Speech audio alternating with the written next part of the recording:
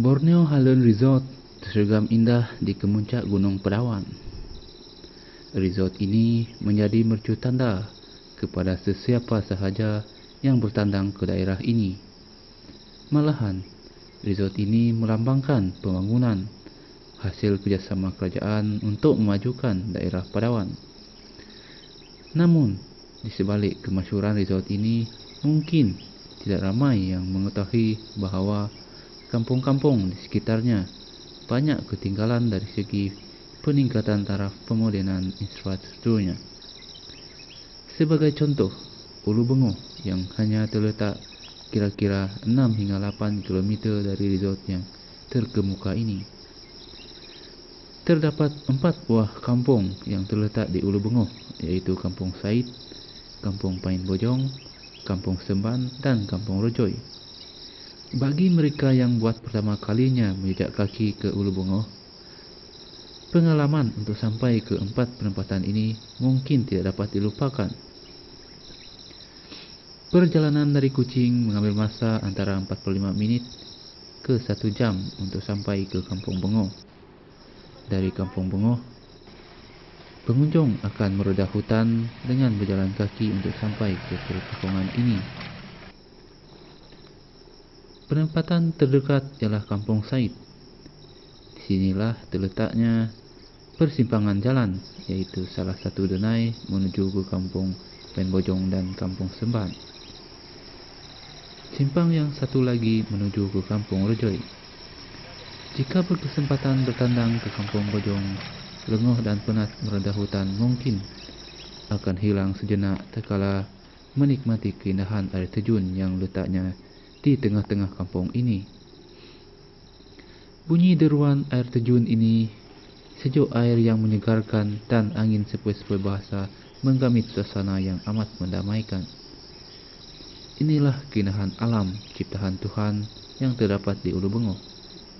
Namun, apa yang ingin saya luahkan kepada anda bukanlah keindahan alam semula jadi yang terdapat di sini semata-mata, tetapi saya ingin berkongsi kisah keperitan penduduk di kawasan ini tanpa jalan raya buat sekian lamanya.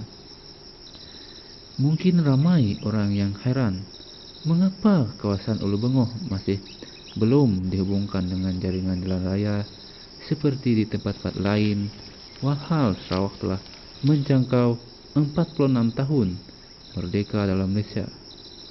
Dan jarak untuk sampai ke perkampungan ini pula hanya 6 hingga 8 km.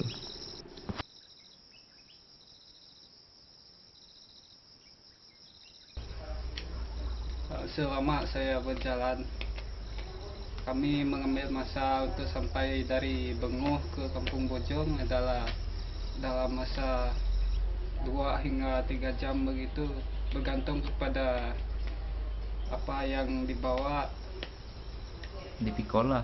ya, apa yang kita pikul, berapa beratnya dan masa yang kita ambil untuk berehat.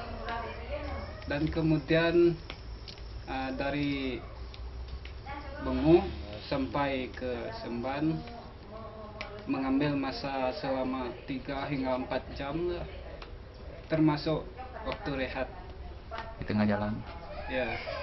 Dan kemudian dari Bengoh sampai Rojoy lebih kurang 3 jam setengah begitu, dengan mengambil masa rehat juga lah. Dan daripada Bengoh ke Kampung Said mengambil masa selama 1 jam setengah, dan itu termasuk masa rehat lah. Sebagai seorang peniaga ataupun peruncit kecil-kecilan di kampung, sebenarnya kami memang mempunyai banyak masalah, terutama dari segi mengangkut barang yang begitu jauh, dan kami terpaksa memikul dengan menggunakan tambuk selama 2 hingga 3 jam untuk sampai ke kampung tanpa ada jalan raya.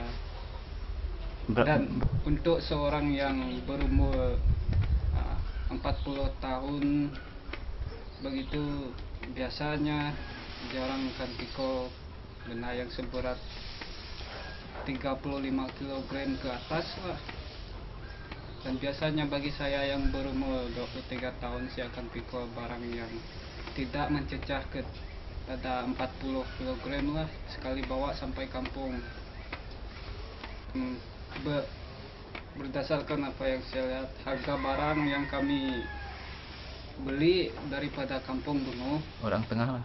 ya, yang kami beli dari orang tengah, kami membeli pada kadar harga menurut pasaran di Kucing sini. Kemudian kami akan jual di kampung. Kadang-kala kami mendapat harga barang yang lebih rendah berbanding dengan yang di Bengo sana. Kenapa? Apa yang kami buat adalah kami jual dan kami hanya dapat cukup makan saja. Sebab Orang kampung orang tidak mau kampung beli, tidak mampu kebanyakan di sini bukannya berkemampuan untuk beli barang yang berharga lebih tinggi, dan kami peniaga pun tidak dapat menjual barang dengan lebih tinggi sebab pembeli dia pun masih kurang. Di kampung Bojong ada kira sekarang 2 kedai runcit, tapi penduduknya hanya sekitar 40 buah rumah. Mengikut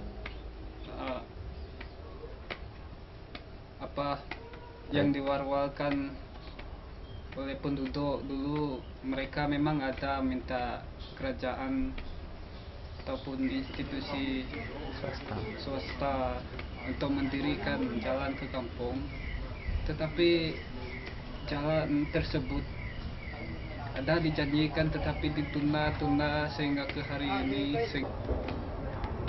Mengikut pandangan saya, penduduk kampung di sini tidak mau bekerja di bandar karena gaji yang ditawarkan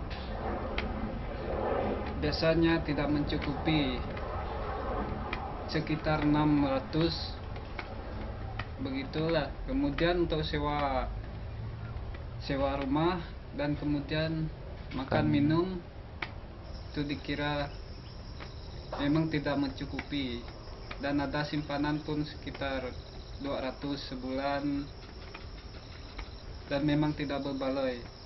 belum.